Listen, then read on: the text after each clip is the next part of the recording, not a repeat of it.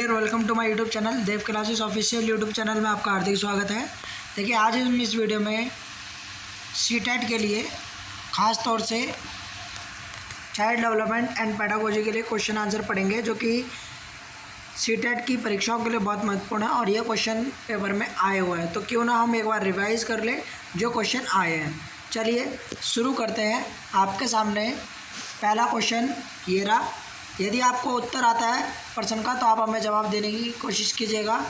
चलिए पहला क्वेश्चन आपके सामने ये रहा। प्राथमिक स्तर पर एक शिक्षक में निम्न में से किसे सबसे महत्वपूर्ण विशेषता मानना चाहिए। कह रहे कि प्राइमरी लेवल पर जो एक टीचर है उसमें से निम्न में से कौन सी विशेषता सबसे ज़्यादा माननी चाहिए। इसमें ज़्यादा नहीं लिखा, लेकिन विशेषता माननी चाहिए अकॉर्डिंग टू ऑप्शन के, तो इसलिए कहा जा सकता है कि ज़्यादा माननी चाहिए। तो चलिए उत्तर दीजिएगा। देखिए इसका उत्तर हो जाएगा ऑप्शन नंबर ए, धैर्य और दृढ़ता। ये इसका करेक्ट आंसर है। बाकी विषयों के ज्ञान में दक्षता ये इम्पोर्टेंट नहीं है अकॉर्डिंग टू ऑप्शन के। अति मानक भाषा में पढ़ाने में दक्षता ये भी इम्पोर्टेंट नहीं है। पढ़ाने की उत्सुकता ये भी इम्पोर्टेंट नहीं है, क्योंकि बेटर ऑप्शन धैर्य और दृढ़ता है इसमें, क्योंकि धैर्य और दृढ़ता के माध्यम से एक शिक्षक अपने बालकों को सुगम तरीके से पढ़ा सकता है। चलिए अगला क्वेश्चन, नेक्स्ट क्वेश्चन आपके सामने ये रहा।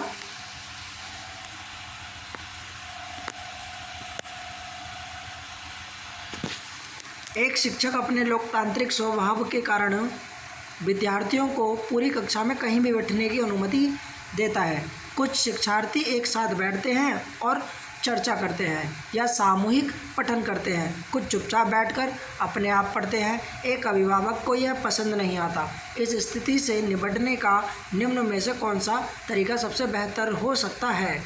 तो देखिए एक टीचर है वो डेमोक्रेसी को ज़्यादा महत्व देता है क्लास में, तो उसी के यहाँ पे क्वेश्चन दिया गया है कि बच्चे कुछ ग्रुप डिस्कशन कर रहे हैं, ग्रुप में पढ़ रहे हैं, और कुछ अकेले अकेले भी बैठकर पढ़ रहे हैं और चुपचाप भी बैठकर पढ़ रहे हैं कुछ। तो उसमें से किसी एक के अभिभावक को ये पसंद नहीं आता है। इस स्थिति से निपटने के लिए कौन सा ऑप्शन सबसे बेटर होगा वो आपको बताना है। तो देखिए इसके ऑप्शन आपके सामने ये रहे।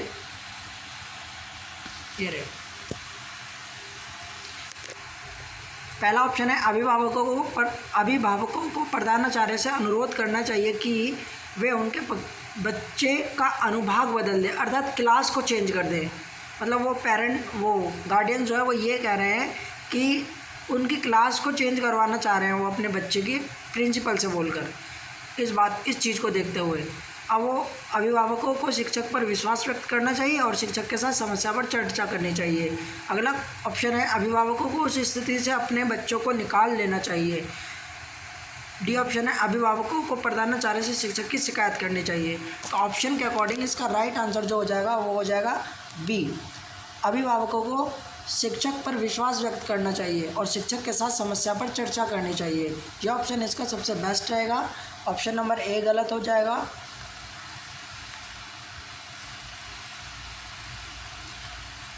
ऑप्शन नंबर इस क्वेश्चन का बी बिल्कुल राइट आंसर है। चलिए ऑप्शन नंबर ए गलत है, बी ठीक है, सी भी गलत है, डी भी गलत है। चलिए नेक्स्ट क्वेश्चन आपके सामने ये रहा। वह अवस्था जब बच्चा तार्किक रूप से वस्तुओं और घटनाओं के विषय में चिंतन प्रारंभ करता है।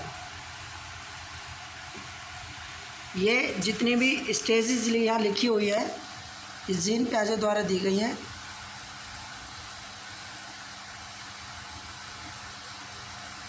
तो आप जीन पियाजे के बारे में पढ़ लीजिएगा।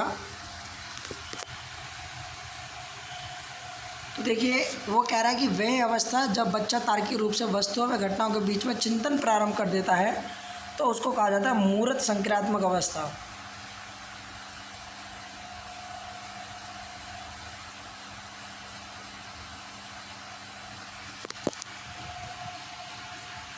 नेक्स्ट क्वेश्चन आपके सामने ये रहा।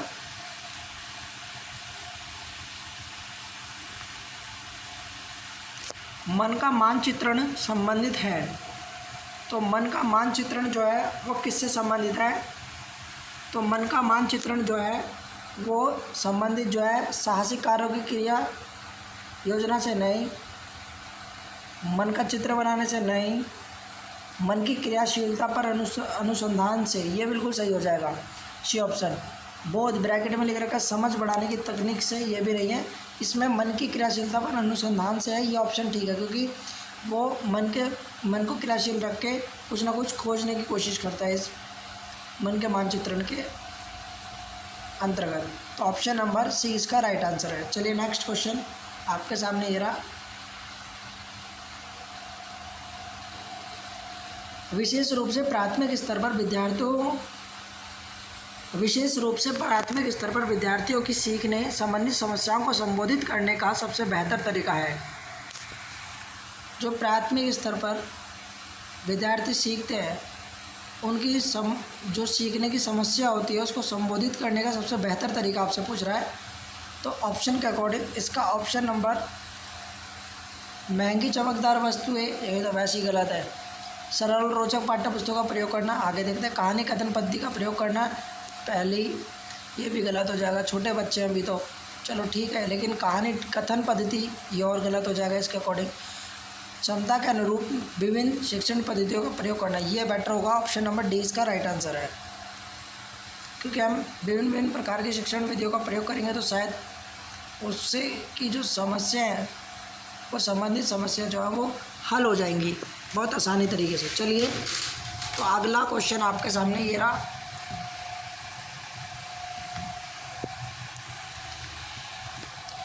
निम्न में से कौन सा शिक्षार्थियों में सृजनात्मकता का पोषण करता है, मतलब क्रिएटिविटी को बढ़ावा देता है। ये ऑप्शन बोल रहा है आपसे, क्वेश्चन बोल रहा है कि कौन सा ऐसा ऑप्शन है जो स्टूडेंट्स में क्रिएटिविटी का विकास करता है।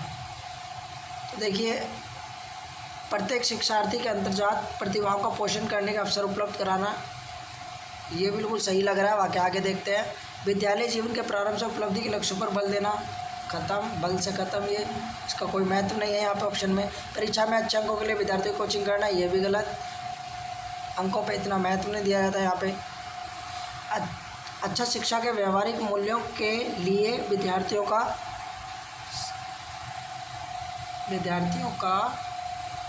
शिक्षण। तो देखिए, अच्छा शिक्षा के व्यवहारिक मूल्यों के लिए विद्यार्थियों का शिक्षण, तो ज़रूरी थोड़ी है कि व्यवहारिक मूल्यों के लिए ही शिक्षा दी जाती है, तो ये भी गलत हो जाएगा, ये भी गलत, ये भी गलत। तो ऑप्शन नंबर क्या हो जाएगा, ए। प्रत्येक शिक्षार्थी के अंतर्गत प्रतिभा को पोषण करने के लिए हमें अवसर उपलब्ध कराना है, बच्चे की क्रिएटिविटी को बढ़ावा देने के लिए। तो ऑप्शन नंबर ए इसका राइट आंसर है। चलिए नेक्स्ट क्वेश्चन आपके सामने ये रहा।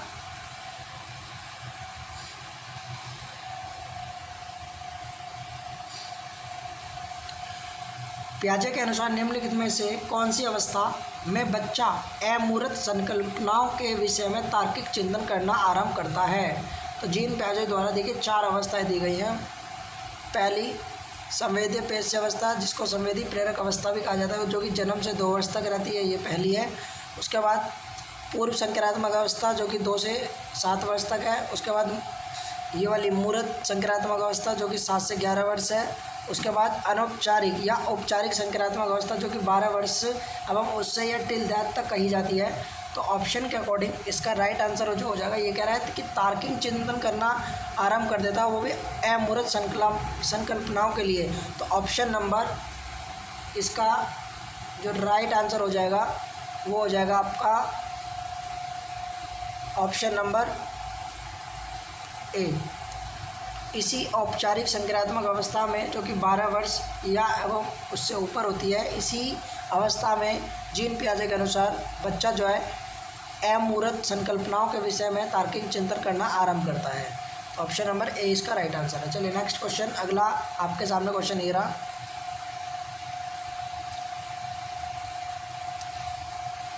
कह रहा है सीखना समृद्ध हो सकता है यदि, मतलब सीखना कब अच्छा हो सकता है, बताइए। तो देखिए, ये कह रहा है पहला क्वेश्चन ऑप्शन कह रहा है कक्षा में अधिक से अधिक शिक्षण सामग्री का प्रयोग करके, ये तो वैसे भी गलत है। ज़रूरी थोड़ी हर समय हम टीचिंग मटेरियल का यूज़ करते रहें।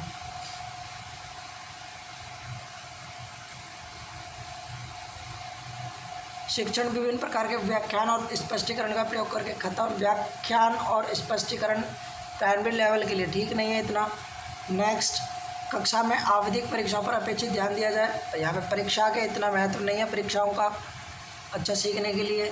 तो वास्तविक दुनिया से उदाहरणों को कक्षा में लाया जाए, ये ऑप्शन बिल्कुल ठीक है। ऑप्शन नंबर डी इसका राइट आंसर है, क्योंकि ऑप्शन जो जितने बाकी 3 दिए हुए हैं ए बी सी, इनमें इतना रिजल्ट नहीं निकाल रहा है जितना कि ऑप्शन नंबर डी रिजल्ट निकाल रहा है। सीखना स्मृत हो सकता है यदि वास्तविक दुनिया से उदाहरणों को शामिल लाया जाए। तो यही ऑप्शन नंबर डी इसका राइट आंसर है। चलिए नेक्स्ट क्वेश्चन आपके सामने ऑप्शन नंबर डी इसका उत्तर हो जाएगा। नेक्स्ट क्वेश्चन आपके सामने ये रहा।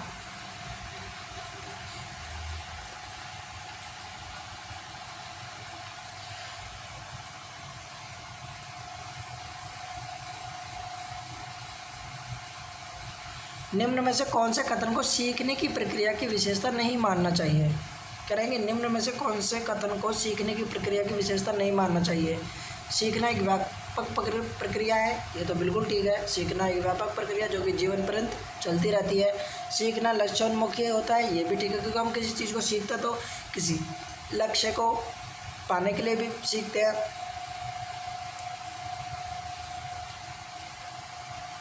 अनअधिगमक भी सीखने की प्रक्रिया है, बिल्कुल है। लेकिन डी ऑप्शन को देखा जाए कि शैक्षिक संस्थान ही एकमात्र स्थान है जहाँ अधिगम प्राप्त होता है, तो ऐसा तो कहीं भी नहीं है, ये तो गलत हो जाएगा। तो यही पूछा कि प्रक्रिया की विशेषता नहीं मानना चाहिए, तो ये इसी को नहीं मान सकते, तो ऑप्शन नंबर डी इसका राइट आंसर हो जाएगा। ऑप्शन नंबर डी इसका राइट आंसर है। चलिए ऑप्शन नंबर डी इसका राइट आंसर हो जाएगा। चलिए नेक्स्ट क्वेश्चन आपके सामने ये रहा।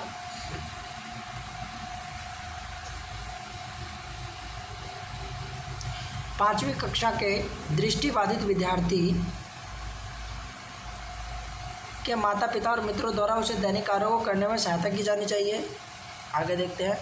के साथ मतलब विद्यार्थी के साथ कक्षा में सामान्य रूप से व्यवहार किया जाना चाहिए और श्रव्य सीडी के माध्यम से सहायता उपलब्ध कराई जानी चाहिए।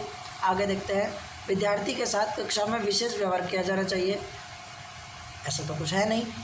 विद्यार्थी को निचले स्तर के कार्य करने की छूट मिलनी चाहिए, तो फिर ये तो गलत है बिल्कुल डी, और सी भी गलत है। विशेष व्यवहार थोड़ी करेंगे हम किसी बच्चे, जब हम बच्चे को पढ़ा रहे हैं तो सभी एक समान माने जाएंगे, क्योंकि समावेशी शिक्षा में सभी को समझ के पढ़ाया जाता है।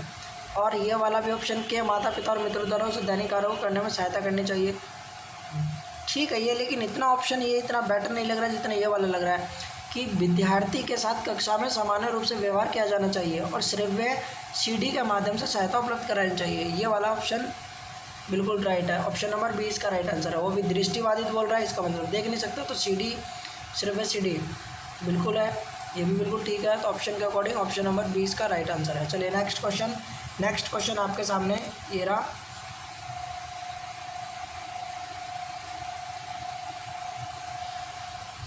निम्न में से कौन से बच्चे की सामाजिक मनोवैज्ञानिक आवश्यकताओं के साथ संबंध नहीं है?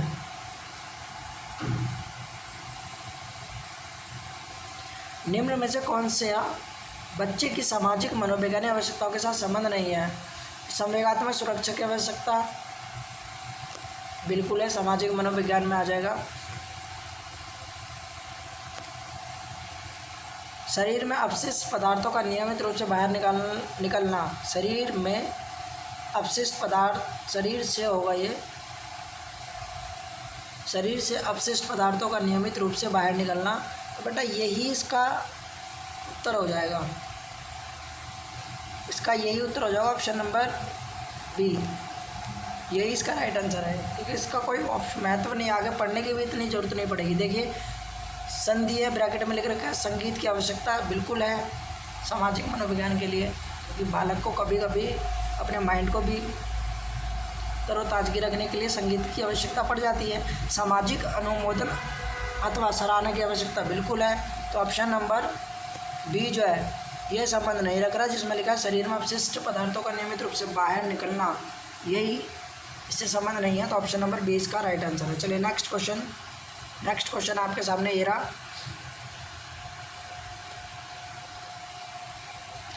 वह कौन सा स्थान है जहाँ बच्चे के संज्ञानात्मक विकास को सबसे बेहतर तरीके से परिभाषित किया जा सकता है?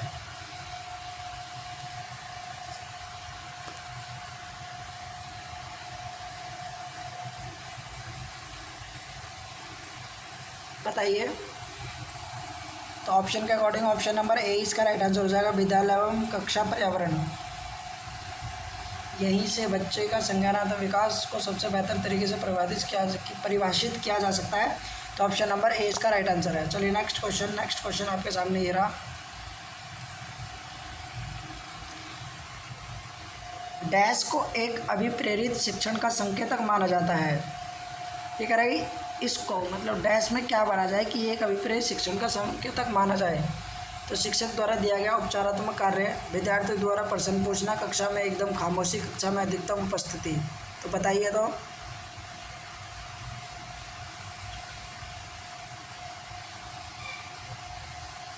इसका ऑप्शन उत्तर हो जाएगा ऑप्शन नंबर बी, विद्यार्थी द्वारा प्रश्न पूछना। आगे खामोशी रहकर ये कोई इसका अभिप्रेरणा का कोई संकेत नहीं है। अधिकतम उपस्थिति ये भी कोई नहीं है। शिक्षक द्वारा देगा उपचारात्मक कार्य ये भी इतना नहीं है। ये ऑप्शन ही मैच नहीं कर रहा उत्तर के साथ। तो विद्यार्थियों द्वारा प्रश्न पूछना ये एक हो जाएगा अभिप्रेरित शिक्षण, क्योंकि जब हम किसी को अभिप्रेरित करते हैं तभी वो बच्चा हमसे प्रश्न पूछने की कोशिश करता है। तो इसलिए ऑप्शन नंबर बी ऑप्शन के अकॉर्डिंग राइट आंसर है। चलिए नेक्स्ट क्वेश्चन आपके सामने ये रहा।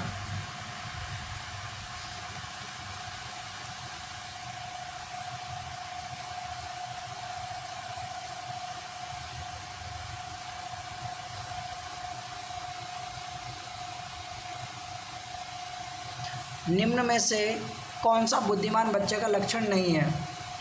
वे जो प्रभावपूर्ण एवं उचित तरीके से संप्रेषण करने की क्षमता रखता है, ये तो है, ये है। आगे पढ़ते हैं। वे जो अमूर्त रूप से सोचता है, ये भी है। वे जो नए परिवेश में स्वयं को समायोजित कर सकता है, ये भी है। वह जो लंबे निबंधों को बहुत जल्दी से रटने की क्षमता रखता है, ये नहीं है। ऑप्शन नंबर डी इसका राइट आंसर हो जाएगा। और यहाँ पे रटना आ गया तो ये वैसे ही कोई गलत हो गया।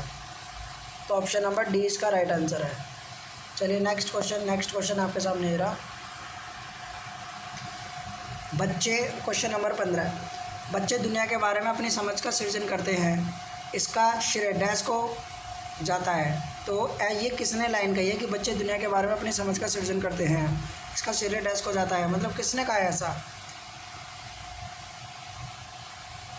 तो ये कहा आपका प्याजे जी ने।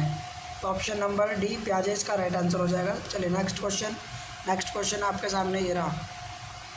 कृतिका अक्सर घर में ज़्यादा बात नहीं करती, लेकिन विद्यालय में वह काफ़ी बात करती है। यह दर्शाता है कि मतलब एक कृतिका है या बच्चा है, बच्चे मान लीजिए, वो अक्सर घर में ज़्यादा बात नहीं करती, लेकिन विद्यालय में वह काफ़ी बात करती है। ये क्या दर्शाता है? तो देखिए क्या दर्शाता है, ज़रा देखिए, सोच के देखिए।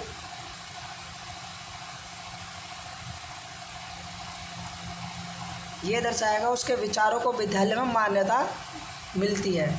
शिक्षकों की मांग होती है कि बच्चे विद्यालय में खूब बात करें, तो गलत है। वैसे ही कृतिका को अपना घर बिल्कुल पसंद नहीं, ये भी गलत है। विद्यालय हर समय बच्चों को खूब बात करने का अवसर देता है, ऐसा तो है नहीं। यहाँ पे उसके विचारों को विद्यालय में मान्यता मिलती है, इसीलिए वो बच्ची या बच्चा विद्यालय में काफ़ी बात करता है। इसीलिए ऑप्शन नंबर सी इसका राइट आंसर हो जाएगा, सी। चलिए नेक्स्ट क्वेश्चन आपके सामने ये रहा। 17वां क्वेश्चन, एक शिक्षक को अपने विद्यार्थियों की क्षमताओं को समझने का प्रयास करना चाहिए। निम्नलिखित में से कौन सा क्षेत्र इस उद्देश्य के साथ संबंध है? सिंपल सा है, सामाजिक मनोविज्ञान इसका उत्तर हो जाएगा। बाकी सामाजिक दर्शन से तो कोई मतलब नहीं दिख रहा है इस क्वेश्चन का, ना मीडिया मनोविज्ञान से, शिक्षा समाजशास्त्र से भी नहीं है, शिक्षा मनोविज्ञान के अंतर्गत आता है। एक शिक्षक को अपने विद्यार्थियों की क्षमताओं को समझने का प्रयास करना चाहिए। निम्नलिखित में से कौन सा क्षेत्र इस उद्देश्य के साथ संबंध है? तो ये बेटा शिक्षा मनोविज्ञान से संबंध है। ऑप्शन नंबर सी इसका उत्तर राइट है। तो चलिए अगला क्वेश्चन आपके सामने ये रहा। सीखने की प्रक्रिया में डैश अभिप्रेरणा, सीखने की प्रक्रिया में अभिप्रेरणा पिछले सीखों को नए अधिगम से अलग करती है। शिक्षार्थियों को एक दिशा में सोचने के लिए योग्य बनाती है, शिक्षार्थियों में सीखने के प्रति रुचि का विकसित करती है, शिक्षार्थियों की स्मरण शक्ति को पैना बनाती है।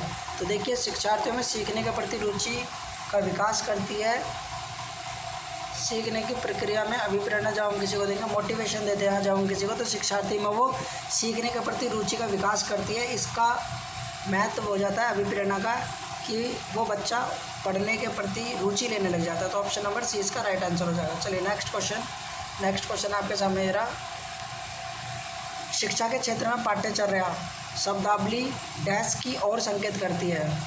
तो पाठ्यचर्या क्या संकेत करती है? विद्यालय का संपूर्ण कार्यक्रम जिसमें विद्यार्थी प्रतिदिन अनुभव प्राप्त करता है, यही उत्तर हो जाएगा। ऑप्शन नंबर ए उत्तर है। मूल्यांकन प्रक्रिया नहीं, कक्षा में प्रयुक्त की जाने वाली पाठ्य सामग्री नहीं, शिक्षक प्रक्रिया में पढ़ाई जाने वाली विषय वस्तु ये भी नहीं। इसका यही उत्तर हो जाएगा क्या? ऑप्शन नंबर ए इसका राइट आंसर है। चलिए नेक्स्ट क्वेश्चन आपके सामने ये रहा। निचली कक्षाओं में शिक्षण की खेल पद्धति मूल रूप से आधारित है। तो देखिए, जो निचली कक्षा होती है उनमें जो शिक्षण की खेल पद्धति है वो मूल रूप से किस पर आधारित होती है? तो सिंपल सा इसका उत्तर हो जाएगा, ये विकास एवं वृद्धि के मनोवैज्ञानिक सिद्धांतों पर आधारित होती है। तो ऑप्शन नंबर बी इसका राइट आंसर है। चलिए नेक्स्ट क्वेश्चन आपके सामने ये रहा।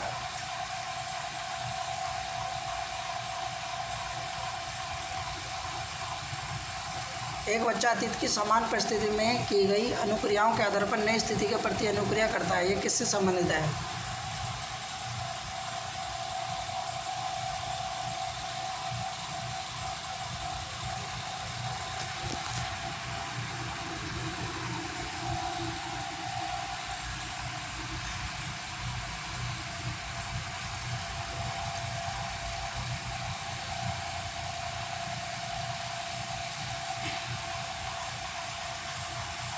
बताइए, ये किससे संबंधित है? 21 का उत्तर दीजिए। तो इसका उत्तर हो जाएगा ऑप्शन नंबर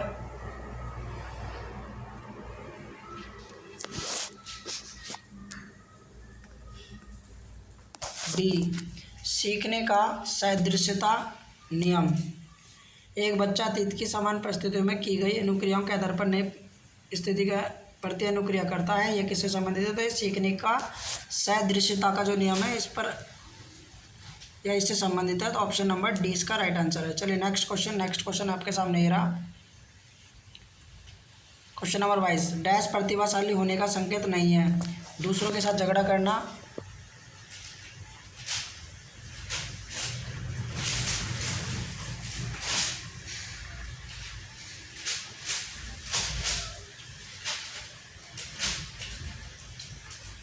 अभिव्यक्ति में नवीनता ये है, जिज्ञासा है, सृजनात्मक विचार है, लेकिन ये दूसरों के साथ झगड़ा करना ये प्रतिभाशाली होने का संकेत नहीं है। तो ऑप्शन नंबर ए इसका राइट आंसर है। चलिए नेक्स्ट क्वेश्चन आपके सामने ये रहा।